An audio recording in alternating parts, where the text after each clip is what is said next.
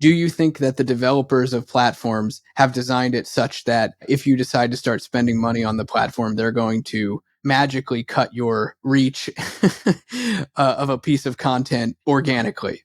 Do you think that they've just put that secret button in there? That's like tinfoil hat stuff a little bit. You are now listening to the Creative Juice podcast brought to you by Entrepreneur.io.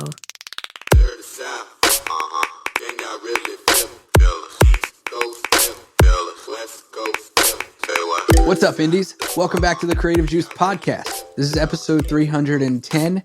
I'm your host, Jack McCarthy. With me, as always, is Circa. Cirque, what's up, dude? Are you excited to crack some brains today?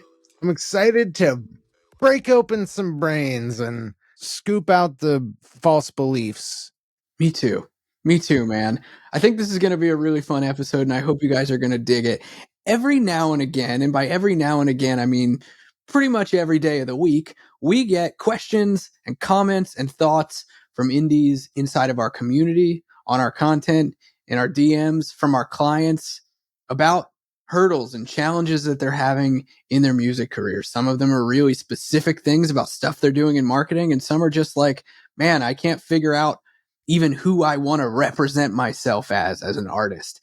And it's a really wide spectrum of questions and roadblocks that indies come across. And all of these questions that come up will often point to kind of deeper mindset issues that artists come across that can block them. And a lot of the ones that we're going to talk about here today on this episode, I think are things that a lot of artists struggle with. And we thought it would be interesting to bring this to the show kind of as a piggyback off of the conversation that we were having with Dame Ritter on last week's episode, specifically about like artist mindset and the struggles that they have and kind of the creative impulse to get in one's own way with problems that we kind of concoct in our heads or don't know how to get over. And so we're going to talk about a couple that are, more recent that have come up in our community with some of our clients, with people in our DMs, having some good conversations. And I think that these will be interesting and hopefully illuminating to you if you're dealing with any of them or have thought about any of them. And the first one we're going to talk about, man, pun heavily intended. It's an age-old hurdle that I think a lot of artists deal with, and it's this idea of aging out. Am I aging out of being able to be an artist? Am I too old to make it? And I think this is something that a lot of artists, especially as they, go through their 20s and into their 30s, even for artists who are really successful and are confident of themselves, they struggle with. Because there's this, mainstream sort of narrative of like, you got to make it by X age or you're just, you're done. Like, you're not going to make it. You're not pretty enough. You're not strong enough. You're not resilient enough. And I think this is something that we could poke holes in. Yeah, for sure. I mean, there's definitely tons of artists who started late. There's tons of successful artists who started in their 30s, some in their 40s. So yeah, I think it's a misnomer to say that you've aged out, but there is a reality to, we talked about this on a recent podcast episode, but just the incentives and the relative incentives, right? So like, the incentive for hopping into a music career when you're older, all the social incentives are kind of gone, right? Because you don't have this like partying immediate circle of young somethings, right? Like who are going to, you're not going to get a social benefit that hard. You might even have a social detriment from trying to hop into a music career later in life. And the financial benefit, like the financial upside, while it was never particularly attractive, is even less attractive given the relative security and ease with which you could probably scare up an income when you're later on in your life. And it is like music industry is this insane Pareto distribution where like 90% of all the revenue is awarded to like 10% of all the participants. And so, yeah, like it just the hard reality of those trade-offs becomes more apparent as you're older. And so you might have less motivation. And if you have less motivation, you might be inclined to think like, or even say on our YouTube videos in the comments, like, what do I have to do all this stuff? Like, I got to be a content creator. And it's like, yeah, dude, you kind of do now. Sorry. Like, Yeah. that sucks. Yeah. But yeah, it kind of is the game now in terms of like finding a fan base. Like you definitely is the main distribution model is having popular content on social media. So yeah, like I think the aging out is not necessarily like there is no hard date or age at which you cannot be a music star, but certainly like how much you want to be and are willing to do what it takes changes with age. Dude, you know what is really interesting from my perspective? I think there might be a little bit of strange psychology going on there in that artists who might wonder, like, am I aging out or am I too old to make it? I sometimes wonder if that narrative might not be driven so much from an external source into a person anymore, as much as it comes from the fact that those social and monetary incentives don't quite seem to be there as much as they did when you were maybe a teenager. But you can't recognize them. It's like you have to pull off the veil to see it and recognize it. But once you do, you know, there's a combination of internal and external factors that make artists think that that's a thing. You know what I mean? Yeah, for sure. There are lots of artists like because people will get to like 30 or even late 20s and think they've aged out. But there are tons of artists who have become very, very successful starting out in their mid to late 30s. So yeah, like it just isn't the case that like the industry has this I mean, look at who was the James Brown impersonator who came up big with the Amy Winehouse camp? Charles Bradley was a James Brown impersonator professionally for most of his life and only really hit it big in 2012. And he was born in 1948. Wow, that's wild. In his 60s. In his 60s when he gained real acclaim. So yeah, there's definitely no hard cap to when you can blow up. It's just like, are you willing to do those things? And like your willingness to do the things it takes goes down, especially if you aren't a practicing musician. Like when you're trying to pop out, it's tough. You know what's really interesting about this too? And I think this is kind of a benefit, or maybe it will alleviate some of the concerns around this topic for artists about making it and building something for themselves that they're really excited about and being out there with it as they get older is, well, number one, I mean, everything we talked about so far, for sure. There's tons of examples that you can look to out there. But if you're concerned about being, you know, that those are outliers, and I don't think that they are, something that you can think about is like, what is the deepest fear that you have about quote unquote aging out? Is it that you're not going to make it? Or is it more so that like you're going to look silly trying to make it and be and play a young person's game? Because I could totally understand that. Like the, you know, how do you do fellow kids sort of meme coming across. You don't want to present yourself that way or come off that way. But the cool thing is about like when you create content online, like you don't have to try and keep up with like young kids and their slang or young people and their slang Yeah. or the things that they're saying online. And I would highly recommend you don't if you're getting older. But what's also interesting about this, and I didn't think about this till just now, is like the cool thing is that like being a public figure and being successful is becoming more and more common across industries and across markets. I mean, look in the digital marketing space, for example. You see people who have become personalities, and they're not all super young, like hip tech dudes and ladies from Silicon Valley or anything like that. Some of them are old or older. You know, even like you look at guys like Grant Cardone, like he's a very popular influencer kind of person. And he's not young. I'm using him as kind of like an extreme example of someone who's polarizing and has an audience and is out there and very public and wasn't really like, he didn't start doing that young. And so like the fact that there's people that are attracted to what he's doing and it has nothing to do with his age.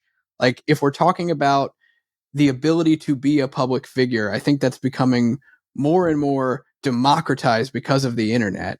You can have an audience, you can build an audience, and realistically, your age has nothing to do with it. Yeah. There's a great episode of I Love Marketing where they talked to a Landmark Forum coach. For those of you who don't know, Landmark Forum is like a Tony Robbins-ish kind of like seminar series and like near cult, where like literally like you go into these rooms and they like berate you and you're not allowed to like go to the bathroom and stuff. But you have this like breakdown and breakthrough. And I've actually met like Landmark Forum people. They're incredibly effective people. So like, while it is a cult, it does seem to actually have an impact, much like Tony Robbins. And so this I Love Marketing episode, it's episode 154, and they're interviewing a Landmark Forum coach, Ron Zeller, pretty much on his deathbed. And there's a woman there with him who's from Landmark Forum. Landmark Forum is much about like, they're very specific about terms, and you're not allowed to say like, I want to do something, or like, you like, it's very action oriented. So they're like high achievers. And this woman had like set out to basically like break into the music industry. I think she was in her 30s. And like, she had a Billboard charting album within like 2 years of starting. Wow. And so it just goes to show you that like with enough determination, like there is no hard cap. This woman had no background or experience in the music industry, but was able to achieve that. Yeah, it's just obvious that like it isn't really about your age. It's about your motivation and your mindset, as cheesy as that is to say. Yeah, that's really interesting. We'll link to that episode in the show notes. I'd like to listen to that because I don't know if I've heard that episode. That's cool. And I think there is something to that, like not to get too woo-woo or like self-helpy, but like the narratives that we tell ourselves do matter. You know, the self-talk that you have, it matters. It affects how you act and interact within your world, whether that be just talking to people like Circa and I are talking right now, or how you present yourself to your fans or your band or your booking agent or your manager, so on and so forth. Like all of that stuff matters. And then those small interactions build up over time to kind of propel you forward. So if you're telling yourself like, I'm too old for this, then you probably are. Yeah. I'll step off my Tony Robbins soapbox now. Just to say that, like, if you're saying something, like, it's okay to say, like, I don't have the motivation for this, right? But don't foist this barrier onto the responsibility of the music industry or the music listening public at large. It's not them, it's you. You can take responsibility and say, I don't have the motivation for this. I don't want to do what it takes to achieve this. But what it takes, it's important to understand, is a very quantifiable, achievable thing. It just takes determination, hard work, and foregoing gratification in a very specific way. And so it's okay to say that. It's okay to say like, no, I don't have what it takes, or I don't want to do that as bad, but don't blame it on the parameters of the industry or the listening public. It's not them. Yeah, you know, and that's really interesting because it brings up an idea of like success is more related to character traits than we really give, I think, attention to, and we should. Because when people say like, oh, look at that young, hardworking artist, it's not because they're young, it's because they've got, you know, hardworking character traits. They seem charismatic. They seem like they have a lot of vitality. They bring a lot of energy. And so if you're looking at yourself and wondering like, well, I don't know if I have what it takes, or I don't know if I've got, if I want this as much as person who's 10 years, 15 years, 20 years younger than me, ask yourself, like, could you muster up the character traits that people typically associate with youth? Because those are things that you can control that a lot more than you can control like the graying of your hair, or like the falling out of your hair, or the fact that you don't have as much muscular mass or more wrinkles on your face or whatever. These are things that you can control. Yeah, dude. Dude, just a little tag on. So the woman who is interviewing Ron Zeller, the Landmark coach, was actually his wife, Mary Louise Zeller. At the age of 45 years old, she started learning Taekwondo, and within 2 years of beginning classes had won a Taekwondo championship. Whoa, that's wild. Yeah. Today, she is a 6th-degree black belt, a master instructor, and international referee in Olympic sport Taekwondo. And she started at 45. So, like, there's very strict physical limitations that would suggest she couldn't do that. And she did. So it's about determination and sacrifice. And what are you willing to do? I'll say this, like, it's also, you know, on that sacrifice bit, it's about what are you willing to give up? Because younger people do become music stars at a higher clip, but they're far easier to exploit, and they're much more willing to give away and do things that, like, to you would be unacceptable. Yeah, that's true. So you shouldn't necessarily envy them in that regard. That's a really good point. Yeah. Hopefully this broke the age barrier that sometimes I think creatives deal with. I get it. I mean, I've felt that way before too. I think it's really, really common, but hopefully that gives you guys a little bit of a new framework to think about it within. This is a good one. This is an interesting, fun story to share. And I think for any of you that are working on content and are, really all hands on deck with your music marketing, and thinking about how to amplify it, this is going to be useful tactically. I had a client that we were talking to a couple weeks ago. They had a piece of content go very, very viral. And I was talking with them and their management about running paid traffic, running paid ads on this piece of content. And they were concerned amongst their team that doing so would cripple the organic traction that it had going for it. As in, turning on paid ads would somehow flag the algorithm on the platform. On TikTok, this was TikTok, would flag the algorithm as like, oh, this person's spending money, like turn off the organic reach. And this is a very common myth that goes around in music circles. I think it goes around in all marketing circles, but like it really goes around in music. And so I kind of wanted to dispel that right here today. First off, we can talk about this on a few different levels. We can talk about it from a development level, which is like, do you think that the developers of platforms have designed it such that if you decide to start spending money on the platform, they're going to magically cut your reach of a piece of content organically? Do you think that they've just put that secret button in there? It's like tinfoil hat stuff a little bit. Yeah, so I talked about this in a live stream recently, but like every time that has been the accusation, it's just been cope. It's not true. But now the accusation is being made of TikTok. And TikTok is very willing to do very weird things with organic reach. And so, they said it about Facebook. They said it about Instagram. They said it about Google, that you decrease in search rankings if you start using Google search listing ads. Like they said that back in like the early 2000s.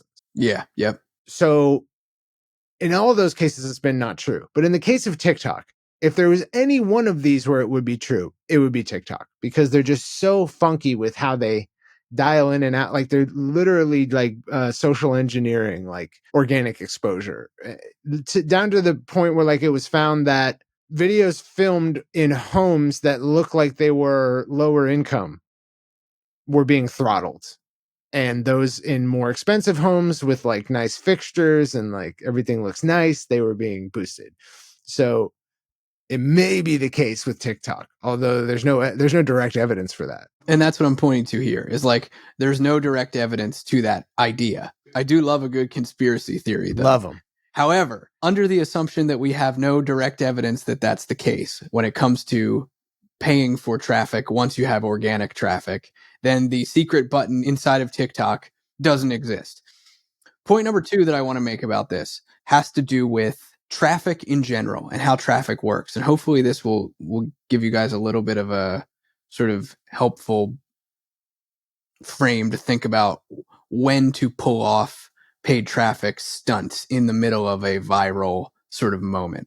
And we talk about this a lot specifically, we talk about this with TikTok inside of the Fan Finder method training inside of Indie Pro, where it's like, we recommend TikTok ads when you have a piece of content on TikTok that is getting viral traction, because what this works to do then is the organic traction and the paid traffic that you're going to spend work to create a feedback loop with each other, because you've got a piece of content that's already attracting people's attention at a really, really rapid clip. So when you put that in front of more people, you pay for those eyeballs, the same sort of snowball is going to happen. And we've seen this time and time again with a lot of clients and a lot of people in our community. I can think specifically to a band a few years ago that they had a piece of content go viral, and they immediately, through some funds that they had from their distributor, put about $10,000 on it on paid traffic within, I believe it was like a week and a half or 2 weeks time. And that really, really ramped it right up in terms of the impact that it had on their career, which was awesome. And that's where we saw that feedback loop really happen. Instead of the organic traction eventually dying down, the paid ads extended it. And that kind of leads into the third point here of like perception versus reality in terms of how paid traffic works. Because when I was chatting with this artist, they were like, well, isn't it interesting though that when you run ads on something, like something that was going well, like a video, isn't it interesting that once you turn the ads off, like everything just dies? And that gives you the perception there is that, well, that means that I turned the ads on and everything else, kind of went away. When the reality is that the ads were keeping the life of that content going over a longer time horizon than the organic tail would have allowed for. And so when you turn it off, of course, everything's going to stop. It was going to stop anyway. Your ads were just helping to keep it going. And that's the real shit that I've seen, pretty much from day one of running traffic on viral content. Yeah. People are just really bad at sussing these things out in general.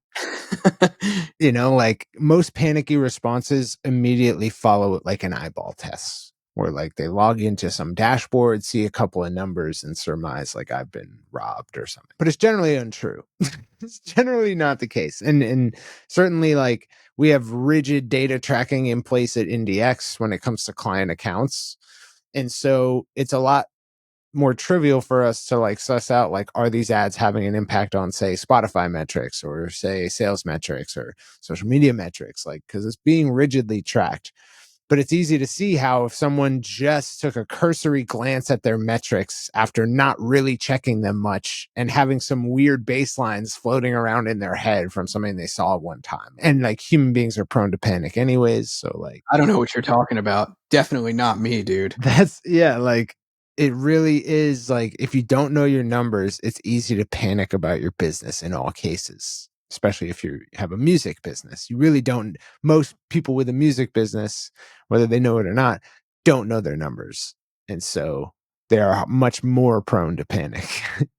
Yeah, for sure. Here's an interesting question that came up and a concept that I think came up and sometimes puts artists in a position to stop themselves in their own tracks. And I think sometimes artists are afraid of success when it comes in small packages, like the smaller building blocks of success that sometimes happen are the things that scare artists off and push them into continuing. And here's what I mean by this. Here's a story. We were talking with one of the indies in our community, and they had a slew of basically daily communication incoming to them through email. Fans were just hitting them with email every single day.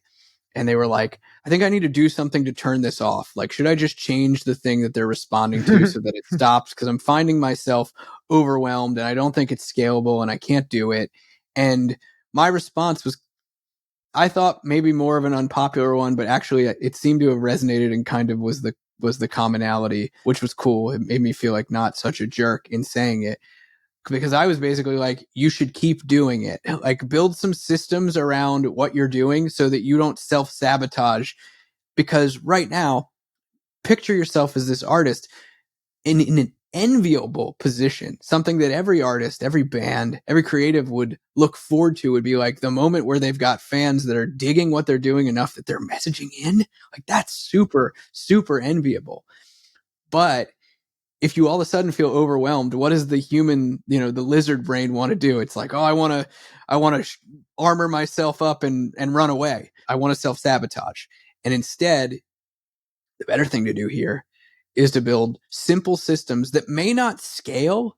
You might not be able to do this forever, but you can do it for right now that will keep you moving in the right direction. So what I recommended here was like, build out a few templates for yourself, use those as the boilerplate starting points for responding to these people, set up a time block for yourself.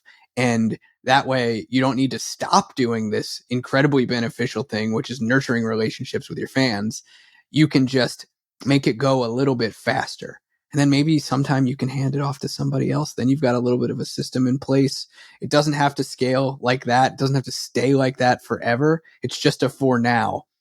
And you should cherish the moment that you've got something cool happening. Yeah, it's kind of the dirty secret about achievement, about life, about especially in terms of business and business success, is that like things do not get easier. They don't. Dude. And and they might not get harder necessarily, more complex, yes, but in terms of like physical tax, time tax, like they don't, they might stay just as hard in just different ways. Higher levels, different devils. I think, yes, that's a great saying. Dan Martell says that. Nice. Yeah. I think we are programmed to make the presumption that success means things will get easier. We're programmed to think that like, oh, once we achieve this target, that life will be simpler or that it won't be as hard. And it's just not the case. And it's a disappointing thing to learn if you had that in your mind. The only way they get easier is if you stop trying.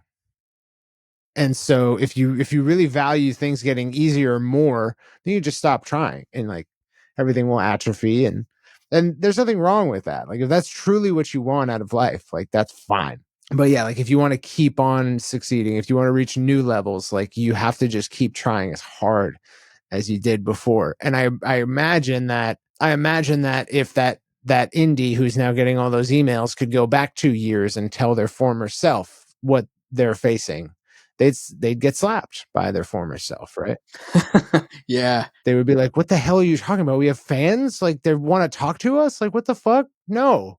Talk to them. Like, and I have to look back like, some like entrepreneur is hard, dude. It's just as hard as when I like started or more or harder actually. And I have to sometimes look back and say like, well, what did you want to achieve? And like, are you there? And would you slap yourself? Because it helps to go back and look at like a former version of yourself in an endeavor and say like, are we being fair to the past versions of ourselves by complaining here? Oftentimes the answer is no. Yeah, I was going to say, oftentimes the answer is no. Yeah. Yeah, you took the words right out of my mouth. I think that's a really good sort of checkpoint to give to yourself whenever you think self-sabotage might creep in, is like, tap back in with you 5 years ago or you 10 years ago. I often think back to like 16-year-old me when I'm comparing the stuff that I'm dealing with or going through day to day, or the things that I'm thinking about is like, well, what would like teenage you be like? He'd probably be like, yo, you're killing it. Yeah. You're like, where you are right now so often is the person that you 10 years ago or 20 years ago or 15 years ago, whatever benchmark you want to put it at, where you are right now is so often the person that teenage you would look up to. And we forget that sometimes in the thick of things. 100%. I'm going to cry, dude. Some real stuff, man. Yeah. Call me Jackie Robbins or something. Please don't. Please don't do that.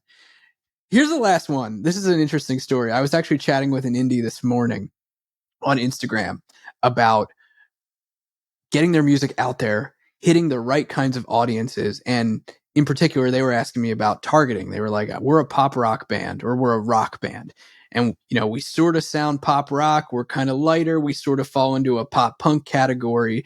And I struggle with knowing how to target, not so much from a, targeting, like I click the button in Ads Manager and target, but more so like I'm struggling with how to present myself. Like if I hashtag pop punk, for example, I get people being like, this is good, but it's not pop punk. And I love this question because I personally have felt this before in the past as someone who was in that scene, has made music in the pop punk world. It changes all the time. It changes its face. So it's really hard to nail down like what is and what isn't and who's in and who's out. But I love this question because I think it appeals to all styles of music. Like everyone has probably felt this way at some point in time. Yeah. In almost every avenue of rock, there are people like that. In almost every avenue of rap, there are people like that. Yeah. maybe not so much pop, because pop is just literally popular music. It's not like a genre. But yeah, screw those people. Don't care about them. Those people are blowhards, dude. No fun at parties. No one wants to hang out with them. They have very hard opinions about almost everything, and none of it will ever present any benefit to their life. Hard opinions about things that don't matter. Don't matter at all.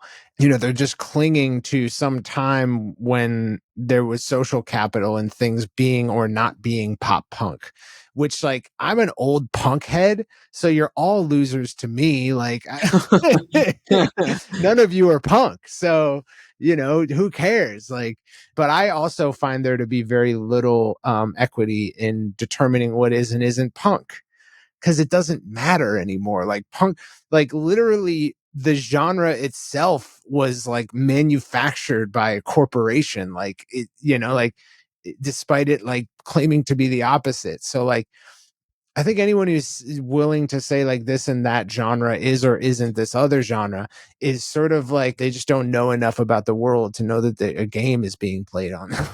But yeah. Yeah. Yeah, for sure. And I think from a marketing perspective, like, to take that idea and solidify it into strategy and things that you can be doing because you want to reach new fans is like, yes, of course, ignore those people. But more strategically speaking, what I would probably recommend is don't label yourself as a thing. You could, yeah. But sometimes it's convenient. Like, what's the delta of like having a hard genre based description for your music or not? Like, it's nothing, dude. Never, like, it's a line of copy in a bio that no one's ever going to read. It's a line of copy in a playlist pitch that's not going to get placed or ever matter to you. Like, So I guess what I mean to say about that is, like, don't make that part of your hook. yeah. Come up with better hooks that get people pulled into your world. Don't worry so much about, like, labeling yourself on the front end.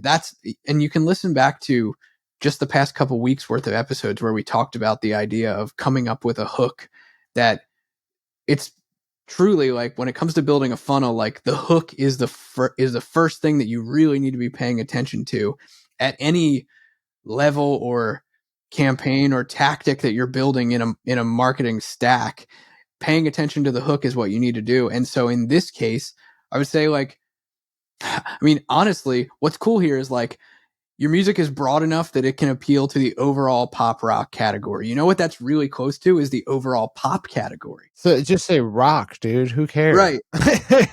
But where I'm going with this is, like, a pop artist, right? A pop artist doesn't say, like, pop in their hook, Right. in their copy to get people's attention. So take sort of cues from that because it's so broad, and then let the music speak to the people and let the content you create speak to the people that are going to be the fans. They can then decide what it is. Because I feel you. Like, I love music that was considered pop punk in 2002, and then I love music that was considered the only thing that was pop punk in 2010, in 2017.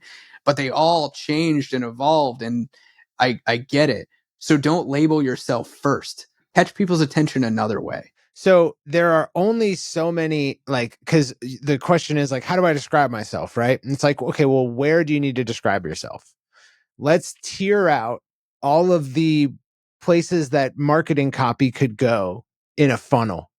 Right. So we have doesn't know about you yet, top of funnel, kind of familiar with you, top to middle of funnel, like, knows who you are well, middle to bottom of funnel, and then, like, I want to actually support your music career, bottom of funnel. Okay. All of the places you would need to, you don't need to, but all the places you would describe your genre are at the top of the funnel, where someone doesn't know who you are yet. And so now you're trying to give them context for understanding who you are before they actually just, like, do the meaningless task of just click the button, dude, and listen. And then you can surmise what I'm like.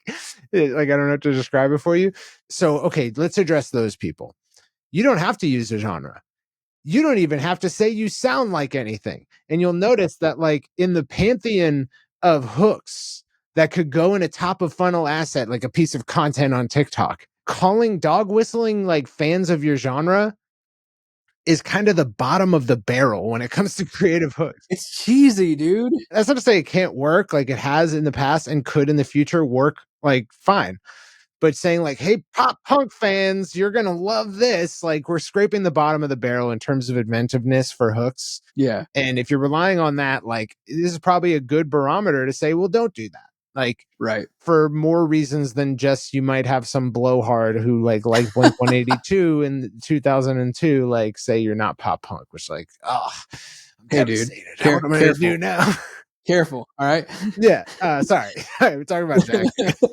Jack's the one who's going to comment on your post. But also, like, another way to approach it is saying you are this genre might ruffle some feathers of people who are very, very tightly tied to their high school experience.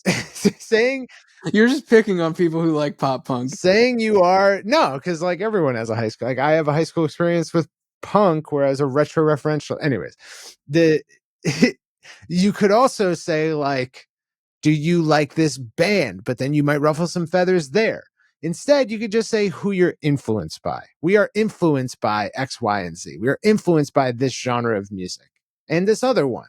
And so then you can remove all the need for your music to like hit what someone's expectation of that might sound like. Just say, well, we were influenced by them, but we're not them, you know? So yeah, like you can get around that. And yeah, like it's not a very inventive hook.